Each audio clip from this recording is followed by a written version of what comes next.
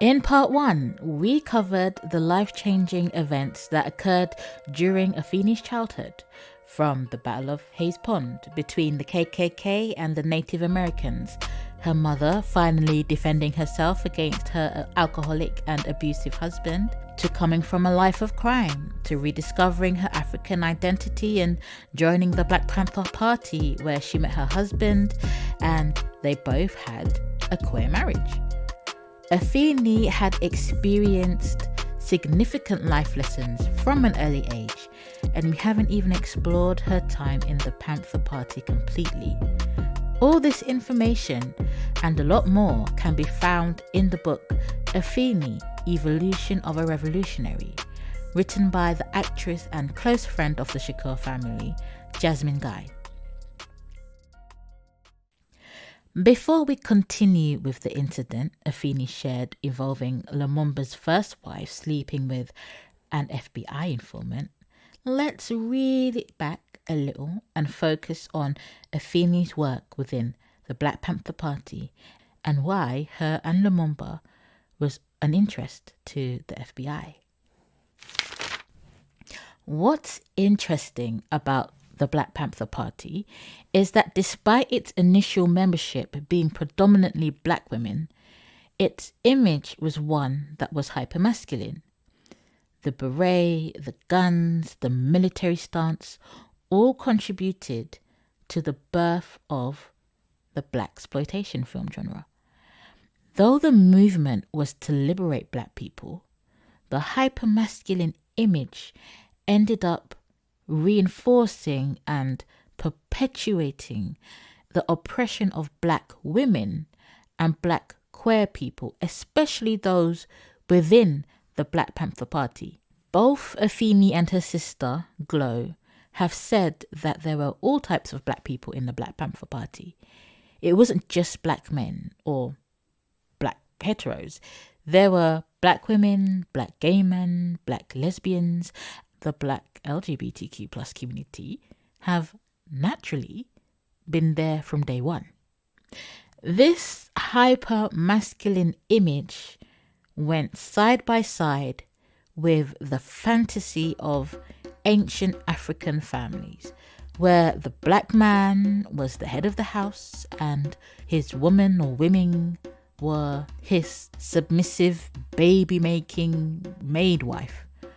Obviously, many of us should know Africa is a continent, and you could probably find every family type across many different cultures and time periods within Africa.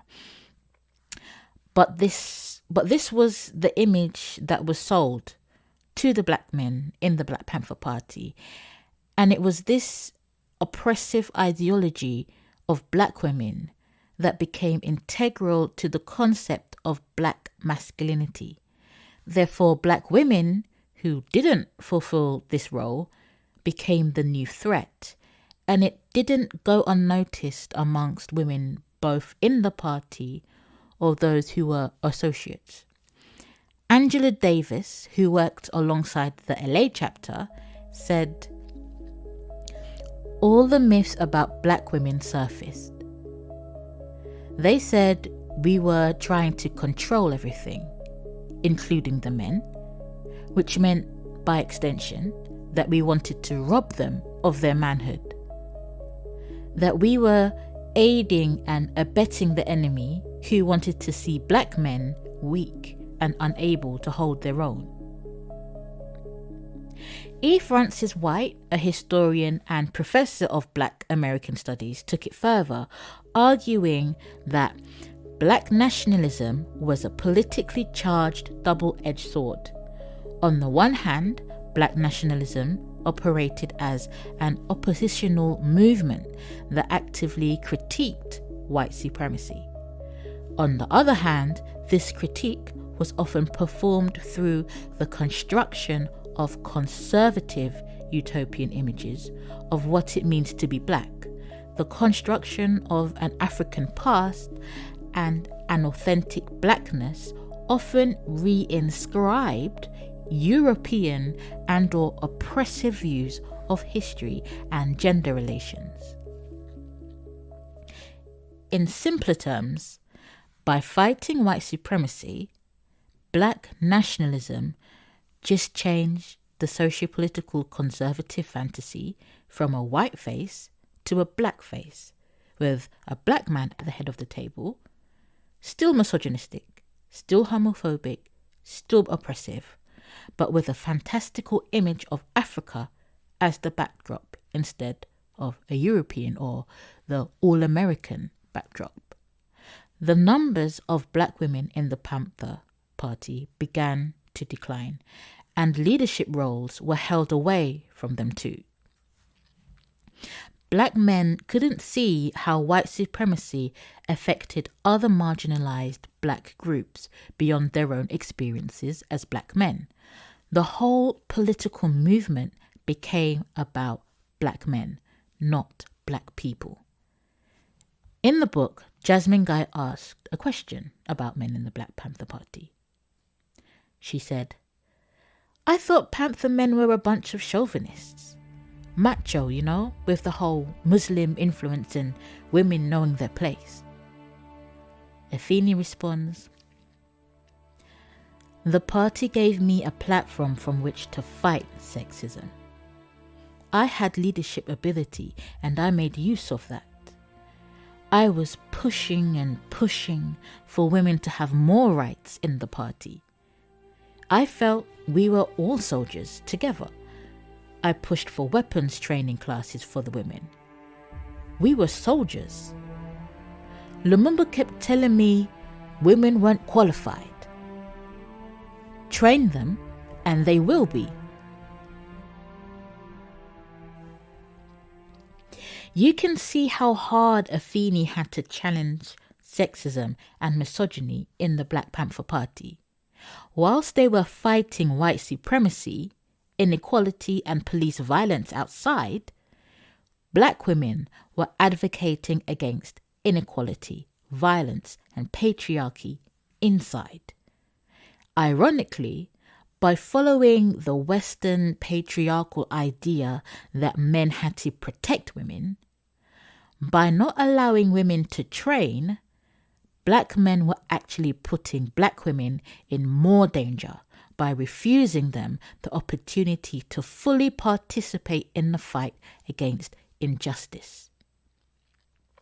If the men stepped away from their ego, if they were really fully committed to resisting white supremacy and Eurocentric ideology, they'd have known that history has receipts of black women wearing arms and fighting against their enemy alongside black men, even being the leaders as well.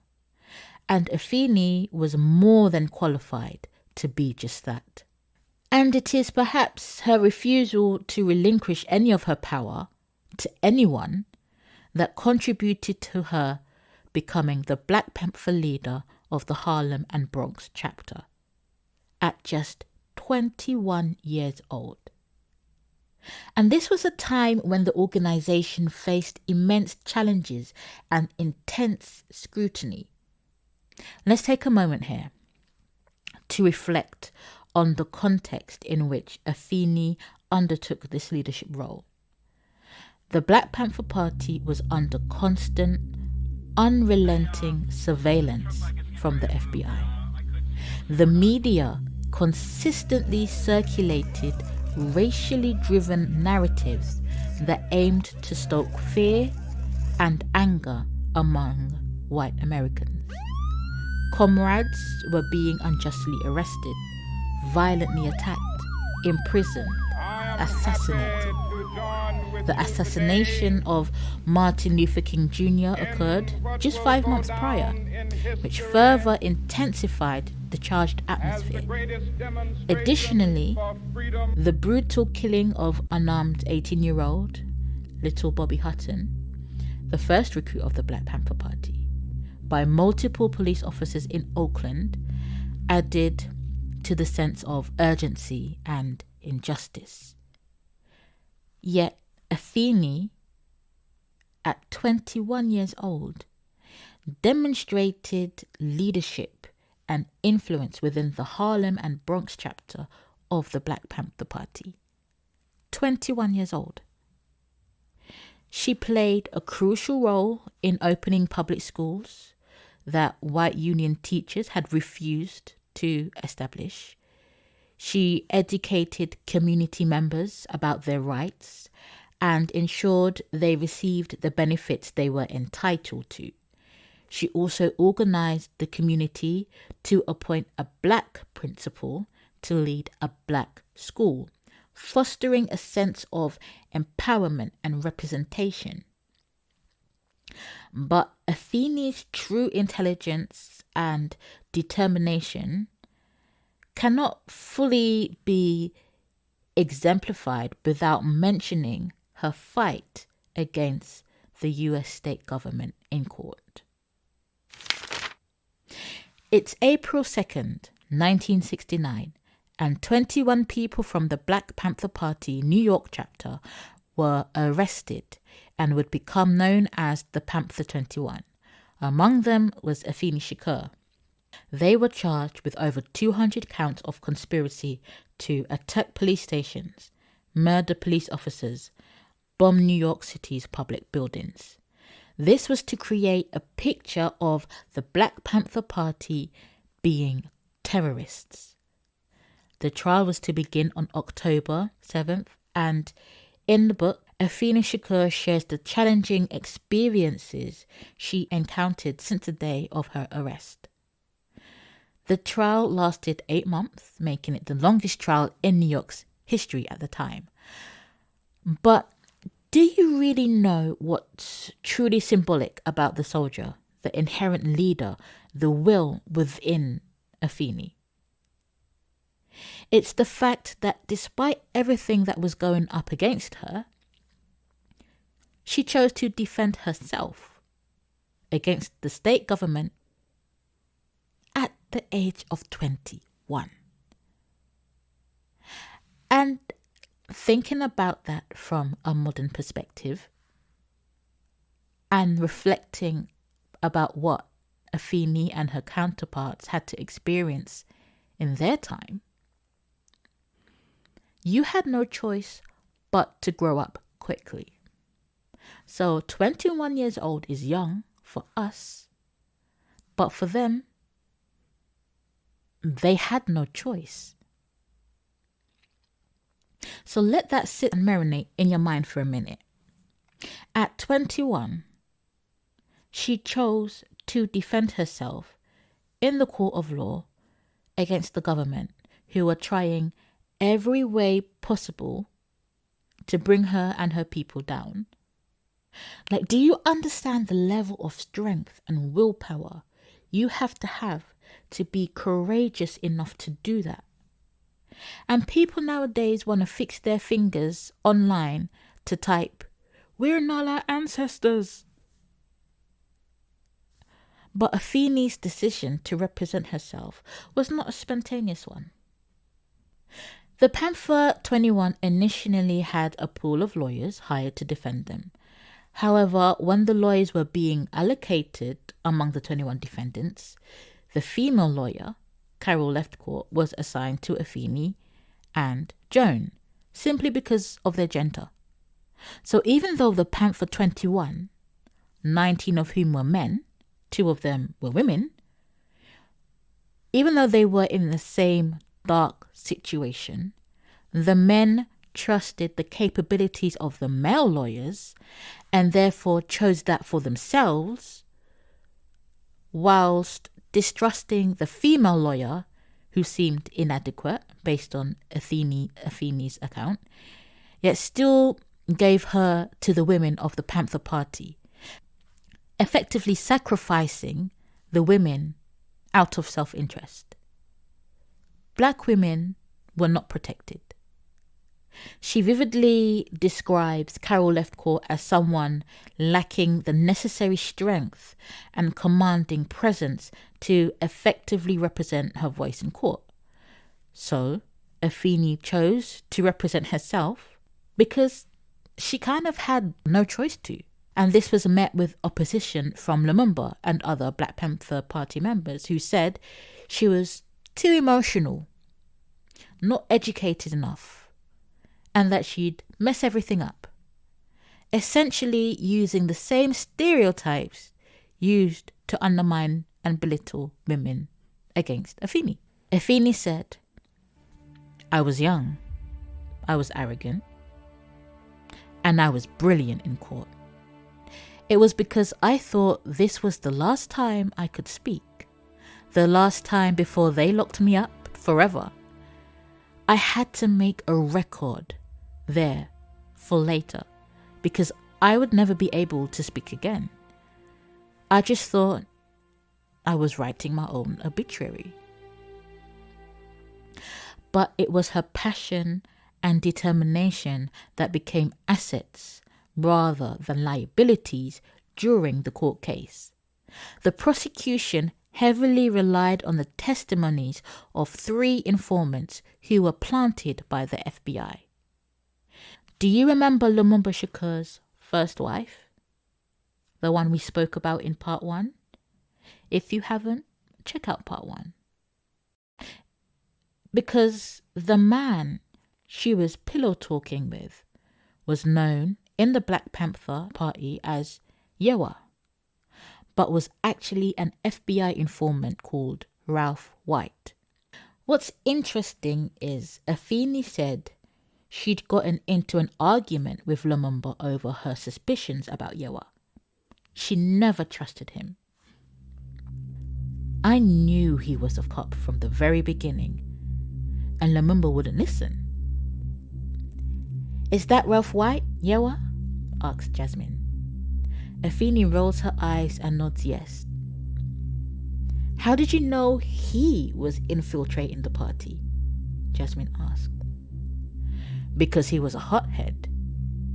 He would come around the Panther office wearing his gun, shooting that shit. I have a good sense of male character, and I knew that this man right here is not a stand-up person. He ain't gonna fight nothing. He ain't gonna do nothing in life. He's a pig. He's too arrogant for a panther. He roars up to the office on his bike. He just rubs me wrong. He says he comes from the streets, the Bronx, and I know the kind of people from there, and he ain't fitting in none of that. He just didn't act like a panther." Afeni shrugs. But Lumumba didn't listen, so... Do you know the thing that's ironic about Lumumba ignoring Afeni's suspicions and dismissing her capabilities in court because she's a woman is that by doing this, he rejected the power of intuition and discernment, which is part of emotion. Emotion is energy in motion.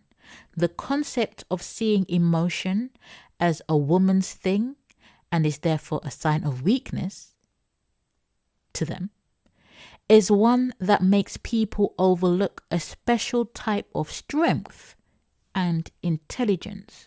By undermining this type of strength is inadvertently another way men put themselves and others in danger. By not trusting his wife, who was also his soldier, his comrade, who so happened to be a woman, by not trusting her, he put the New York chapter of the Black Panther Party at risk, because he'd rather trust the performance of another man who turned out to be an agent, rather than the intuition of Afeni, his wife and loyal comrade. He could have at least investigated a little more into his wife's suspicion, or even stepped back a bit from Ralph White. Like, all right, if my wife don't trust you, I'm going to step back a bit. I trust that there's something she sees that I've missed. And given the stakes of this type of movement that we're in, trust is everything. In movements like the Black Panther Party, trust and loyalty is everything, especially when the powers that be are against you. I think on a wider scale, this could serve as a lesson even for grassroots organizations today, that yes, of course, there will be agents probably in your organization, but you cannot undermine the skill, intellect, and intelligence of those within your grassroots organization or movement just because of their gender, or the color of their skin, or their class, or where they were born, or how they identify themselves, or because of their sexuality. You cannot undermine people's voices just because you are still following the type of thinking that was socially constructed within a colonial and Western, Eurocentric or capitalist mindset that's only there to serve their own interest. You have to let it go. You have to let go of it all, because it's those voices that will help you see a new perspective, a different perspective of what you would have otherwise overlooked. You need the voices of everybody around you in order to go forward. And that was a weakness of the Black Panther Party, that they perpetuated oppression whilst fighting oppression. But sabotaging the women's chance at freedom and release didn't just end there. More challenges presented itself during the trial and the arrest. Afeni's bail was set at an exorbitant amount, and it took months for her to be released. Yet while she was in the women's detention centre, she helped other women post bail money, many of whom, according to Afeni, were prostitutes whose pimps refused to bail them out. Eventually, Afeni was able to make bail due to the funds white women from the labour movement raised for her release, along with the money Afeni's sister, family and church members raised as well. And whilst she was out, Afeni worked tirelessly to raise money for the bail of the other Black Panther Party members, including Joan, Jamal, Setewayo and Daruba. However, despite Afeni's unwavering loyalty and dedication to her people, her male comrades did not reciprocate during trial. She said, "Joan and I could feel something was wrong. We walked into the courtroom and our co-defendants hadn't shown up. Our bail was revoked. It had been revoked before, but that was for being late and stuff like that, and they let you out. Now it's revoked because people have absconded. My co-defendants, the men, Jamal, Daruba and Set, gone. In the middle of trial. The jury sees this. Joan and I are now back in jail, and I'm pregnant. Yes, ma'am. We went straight to jail, and the next time I came home was a month and 3 days before my acquittal. The same women that bailed me out before bailed me out again. God bless them. The men just didn't show up after all that money was raised," Jasmine said. "Absconded." Afeni nails the words into the smoky bedroom air. "Jumped bail. And they had the right to, Every individual has to do their own time, so you can't tell somebody else not to jump if they want to.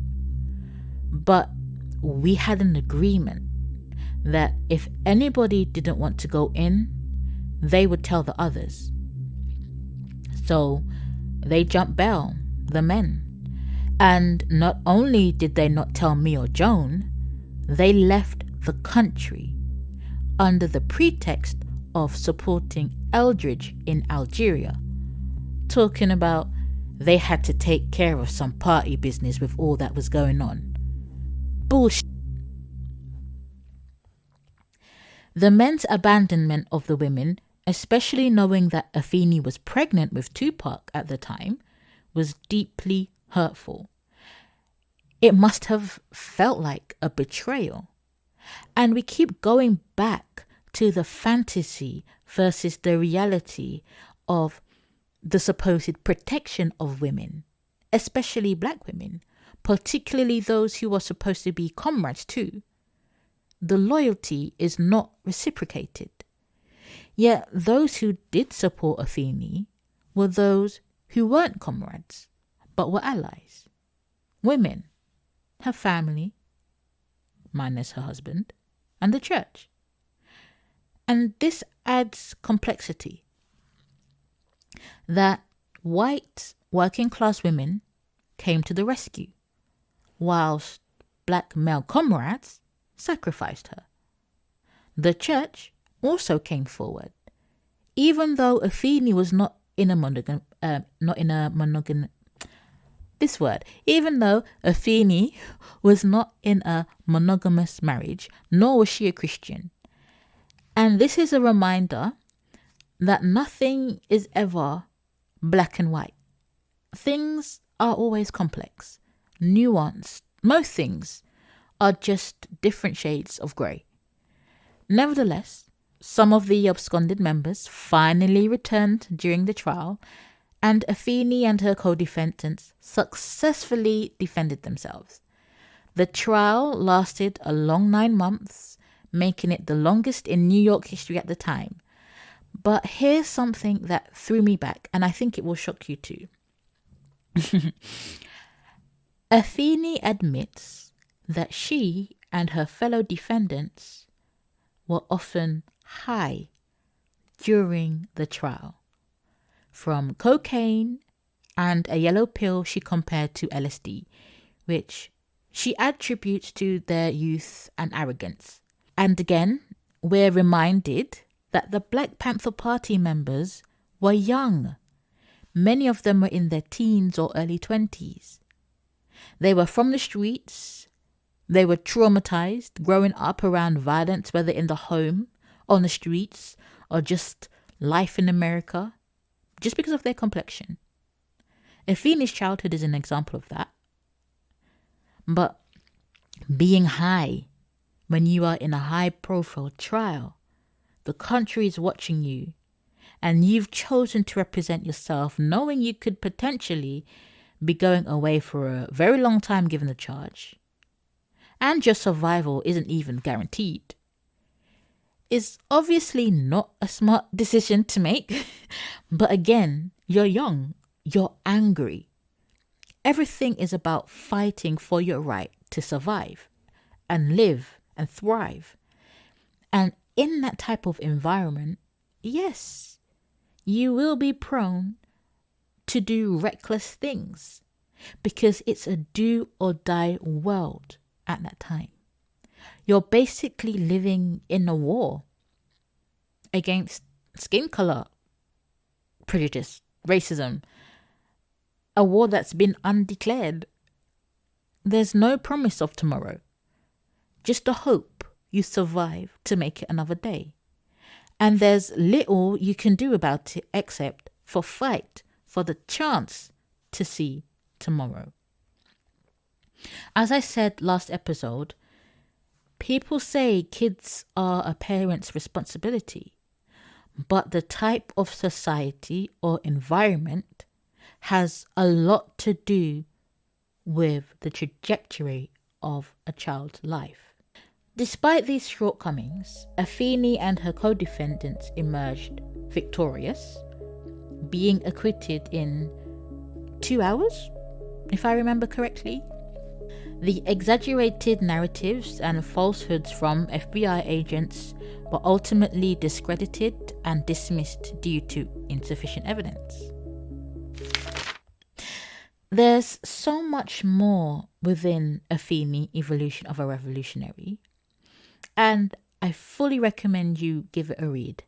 Whether you like memoirs or you just like to read about history, black history, memoirs are what I believe to be one of the best ways that you can really understand the psychology of people within a certain time.